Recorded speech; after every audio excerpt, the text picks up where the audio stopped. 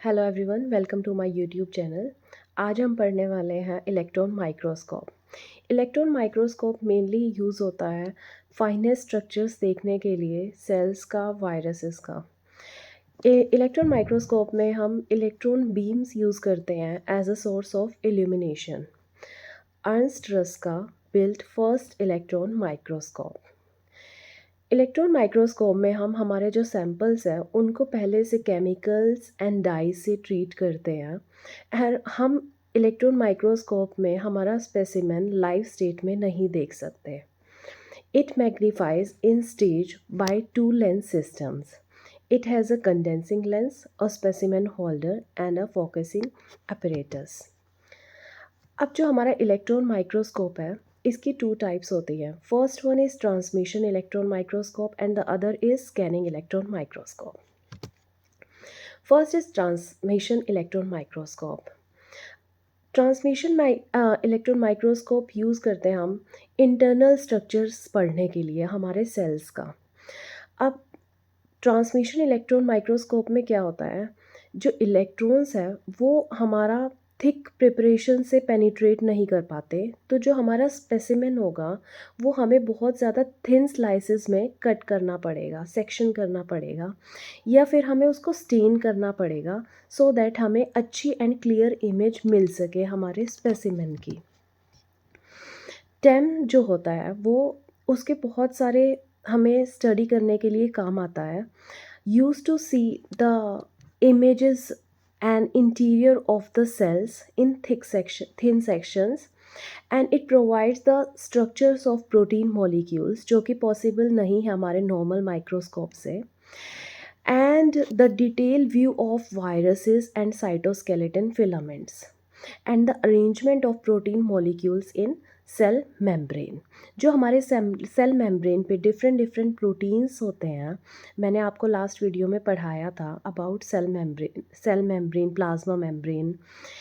हमारे मेम्ब्रेन पे बहुत सारे प्रोटीन्स होते हैं, तो उनकी स्टडी के लिए भी हम ट्रांसमिशन इलेक्ट्रॉन माइक्रोस्कोप का यूज़ करते हैं।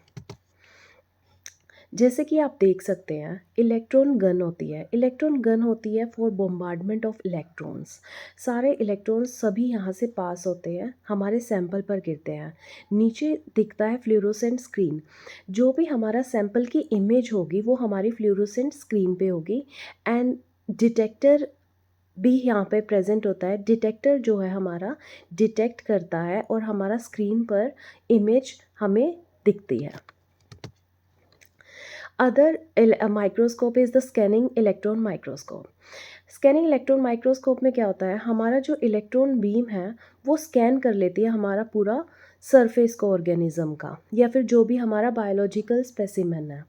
इससे क्या होता है, आफ्टर स्कैनिंग बहुत सारे सेकेंडरी इलेक्ट्रॉन्स का शावर होता है हमारे स्पेसिमेन पे, and the secondary electrons are collected by the detector which generates an electronic signal.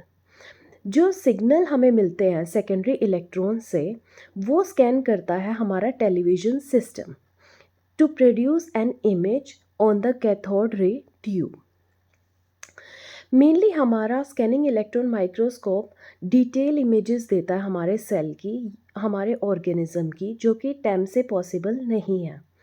And it also use for particle counting, size determination and for the process control. Scanning electron microscope की आप image देख सकते हो। First is the electron source, जहाँ से electrons आएंगे। जब electrons हमारे स्पेसिमेन पर आएंगे तब हमारा सेकेंडरी इलेक्ट्रॉन डिटेक्टर जो है उसको डिटेक्ट करेगा। शावर होगा हमारे सेकेंडरी इलेक्ट्रॉन्स का और फिर उनका स्कैनिंग होगा एंड देन उनका इमेज प्रोड्यूस होगा कैथोड रे ट्यूब पे। हमारा जो इलेक्ट्रॉन माइक्रोस्कोप है, अब इसके एप्लीकेशंस हैं क्या, एप्लीकेशंस हैं कि हम यूज़ करते हैं इनको अल्ट्रा स्ट्रक्चर्स पढ़ने के लिए।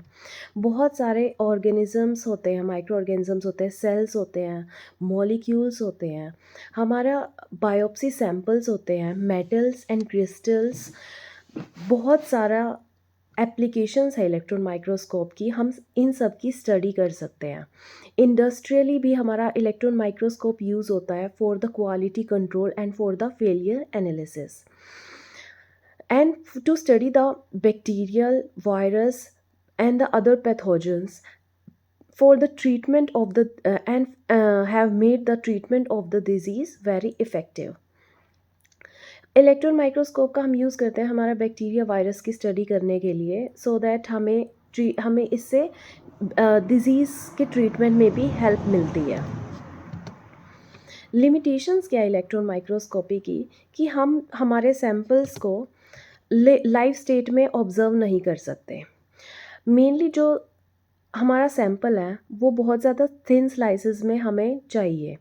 थिक स्लाइस में हमारा सैंपल हम ऑब्ज़र्व ही नहीं कर सकते। इलेक्ट्रॉन माइक्रोस्कोप है जो that works in a vacuum and the specimen should be completely dry. अगर हमारा सैंपल ड्राई नहीं होगा तो फिर हमें इमेज क्लियर नहीं दिखेगी हमारे स्पेसिमेन की, हमें रिज़ल्ट नहीं मिलेगा। Expensive to build and maintain, बहुत ज़्यादा महंगा है और बहुत ज़्यादा उसका मेंटेनेंस है। Require proper research training. The microscope is large, बहुत ज़्यादा बड़ा होता है। Extremely sensitive to vibration and magnetic field. अब बहुत सारी लिमिटेशंस हैं हमारे इलेक्ट्रॉन माइक्रोस्कोप की। अगर इनमें से कुछ भी, अगर हमारा इलेक्ट्रॉन माइक्रोस्कोप में कोई भी प्रॉब्लम आती है तो उससे हमारे इमेज पे, हमारे स्पेसिमेन के रिज़ल्ट पे फ़र्क पड़ता है, हमें रिज़ल्ट्स क्लियर नहीं मिलते। Thank you.